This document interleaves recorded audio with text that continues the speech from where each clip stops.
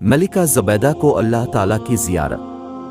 زبیدہ خاتون ایک نیک ملکہ تھی۔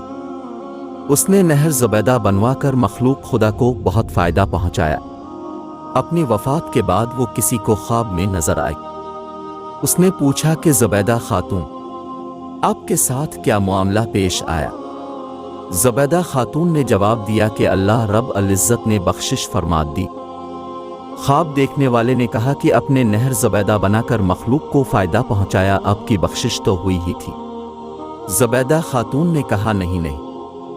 جب نہر زبیدہ والا عمل پیش ہوا تو پروردگار عالم نے فرمایا کہ یہ کام تو تم نے خزانے کے پیسوں سے کروایا، اگر خزانہ نہ ہوتا تو نہر بھی نہ بنی۔ مجھے یہ بتاؤ کہ تم نے میرے لیے کیا عمل کیا؟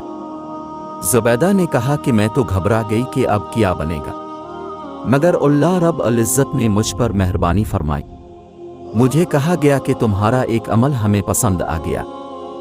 ایک مرتبہ تم بھوک کی حالت میں دسترخوان پر بیٹھی کھانا کھا رہی تھی کہ اتنے میں اللہ اکبر کے الفاظ سے اذان کی آواز سنائی دی۔ تمہارے ہاتھ میں لقمہ تھا اور سر سے دوپٹہ سرکا ہوا تھا۔ تم نے لقمے کو واپس رکھا، پہلے دوپٹے کو ٹھیک کیا، پھر لقمہ کھایا۔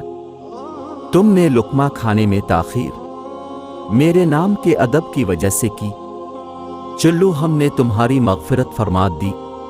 یادگار ملاقاتیں۔